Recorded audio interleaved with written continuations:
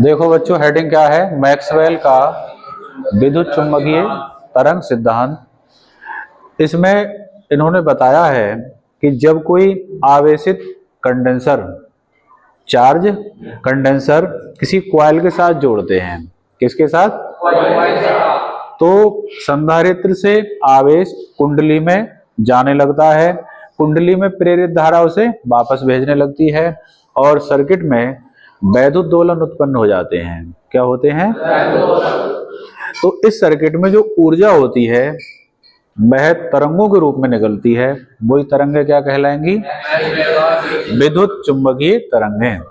Mobile पे जो signal आते हैं, टीवी पे प्रोग्राम आते हैं, कौन सी तरंगों के द्वारा आते हैं? टीवी के रिमोट में हम दबाते हैं रिमोट के बटन को, उससे तरंगें निकलती हैं। कौन सी होती हैं? इनकी चाल प्रकाश की चाल के बराबर होती है। ठीक है, तो इसको हम डायग्राम के द्वारा समझाना चाह रहे हैं।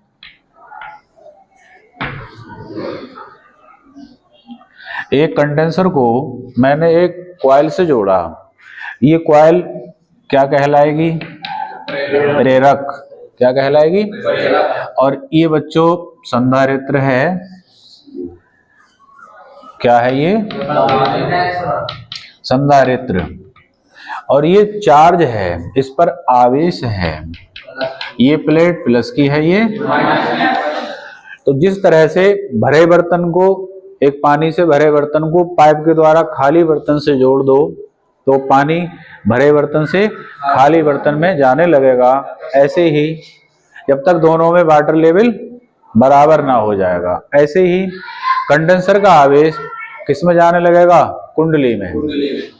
जब इधर से आवेश इधर को आएगा तो इस कुंडली में प्रेरित धारा बन जाएगी। क्या बनेगी? प्रेरित धारा। वो आने वाले आवेश का विरोध करेगी और आवेश फिर एक स्थिति में वापस जाने लगेगा।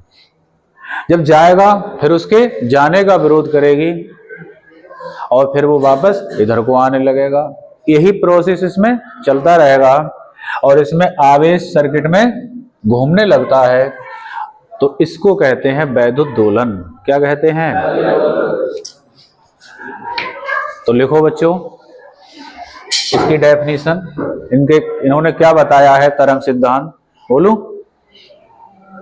लिखो। जब किसी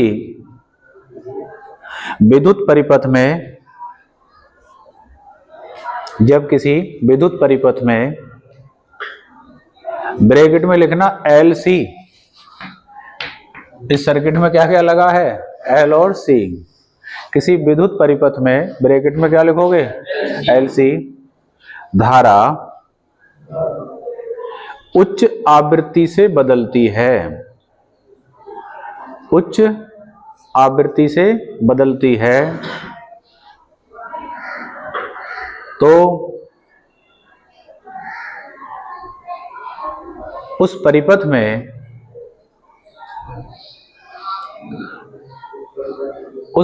में ऊर्जा तरंगों के रूप में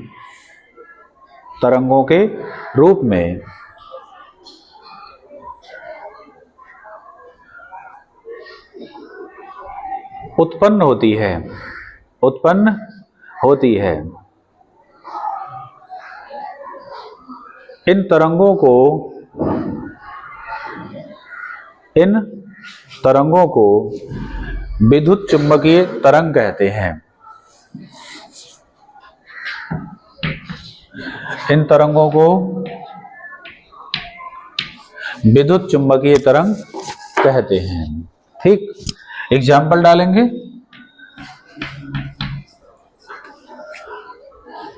तो ये मैक्सवेल ने बात एक्सप्लेन की, तो हेडिंग का नाम हो गया मैक्सवेल का विद्युत चुंबकीय तरंग सिद्धांत। एग्जाम्पल डाल देंगे बाल को, कौन सी तरंगे? तो हमारी प्रकाश तरंगे भी क्या है? विद्युत चुंबकीय तरंग है। ठीक है, और जो टीवी के रिमोट से निकलती हैं उन तरंगों का नाम क्या है? अवरक्त तरंगे। ये विद्युत चुंबकीय तरंगों के उदाहरण हैं। हेडिंग है वैद्युत चुंबकीय तरंगों के गुण। गुण को विशेषताएं भी कहते हैं, विद्युत चुंबकीय तरंगों की विशेषताएं। तो विशेषताओं में बच्चों क्या लिखेंगे? नंबर 1, इनकी चाल C बराबर E/B, सूत्र लिखा, इसका मान 3 × 10⁸ मीटर पर सेकंड होती है। ये प्रकाश की चाल निर्वात में है। कहाँ है? निर्वात में। पॉइंट नंबर 2, चूंकि ये उदासीन है, कैसी है? इन पर कोई आवेश, तो ना तो ये इलेक्ट्रिक फील्ड में विचलित होंगी और ना ये मैग्नेटिक फील्ड में। कोई ये उदासीन होती हैं। क्या होती हैं? तो जैसे टॉर्च जलाई हमने, टॉर्च जलाने पे इधर उधर मैग्नेट दिखाओ तो क्या लाइट इधर उधर भागेगी? नहीं भागेगी। इसका मतलब ये चुंबकीय क्षेत्र में विक्षेपित नहीं होती हैं, इलेक्ट्रिक फील्ड में भी विक्षेपित नहीं होती हैं। तो दूसरा पॉइंट होगा, ये वैद्युत क्षेत्र एवं चुंबकीय क्षेत्र में विक्षेपित नहीं होती हैं।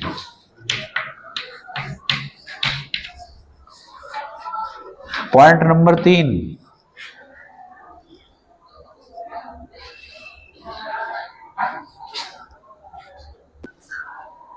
का नाम है वैद्युत चुंबकीय।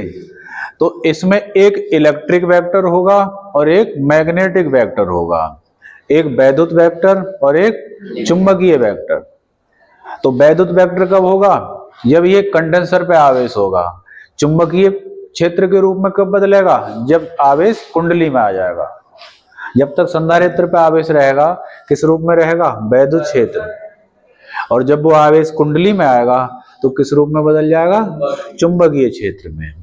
तो वहीं चुंबकीय क्षेत्र से वैद्युत क्षेत्र में, वैद्युत क्षेत्र से आदान प्रदान बदलाव होता रहता है। उसी के कारण हमारा क्या होती है? विद्युत चुंबकीय तरंगें बनती हैं। तो तीसरे पॉइंट में, उन वैद्युत क्षेत्र का समीकरण क्या होना चाहिए? तो इनके वैद्युत वेक्टर का समीकरण होता है, चूंकि ये परगामी तरंगें हैं। क्या है? परगामी, प्रोग्रेसिव। जैसे रस्सी में झटका मारो, रस्सी में लहर बन जाती है। इस तरह की तरंग को क्या कहते हैं? परगामी। क्या कहते हैं? परगामी।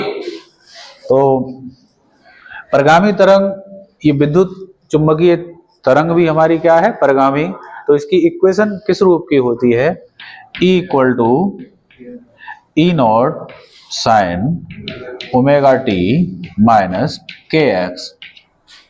अब कोई सूत्र जब लिखा जाए तो उसकी राशियों से हमें परिचित होना चाहिए। ये तो कहलाएगा, अगर हम लिख रहे हैं वैद्युत वेक्टर तो E के ऊपर क्या लगाएंगे? वेक्टर। राशियों से परिचित होंगे। यह है वैद्युत क्षेत्र का शिखर मान या मैक्सिमम मान। यह है कोणीय वेग या कोणीय आवृत्ति, और ये के कहलाता है तरंग सदिश। क्या कहलाएगा? या पूरा नाम है तरंग संचरण नियतांक। इसकी वैल्यू होती है 2π/λ। क्या होती है? 2π/λ। लैम्डा है तरंग दैर्घ्य। क्या है? तरंग दैर्घ्य क्या होता है? कोई तरंग एक चक्कर में जितनी दूरी चलती है, कोई तरंग एक चक्कर में जितनी दूरी चलती है, उसे उसकी तरंग दैर्घ्य कहते हैं। एक चक्कर कहां से होगा? ये आधा चक्कर, ये आधा ये, तो एक चक्कर की दूरी क्या हो जाएगी? लैम्डा। जैसे हम चलते हैं अपने एक कदम में जितना, ऐसी तरंग अपने एक चक्कर में जो चलेगी वो क्या कहलाएगा? तरंग दैर्घ्य। ठीक है। तो ये तीसरा पॉइंट होगा। चुंबकीय क्षेत्र के वेक्टर का मान होगा V0 sin ωt minus kx। लिख लें इसको। विद्युत चुंबकीय तरंग को हम निम्न प्रकार दर्शा सकते हैं।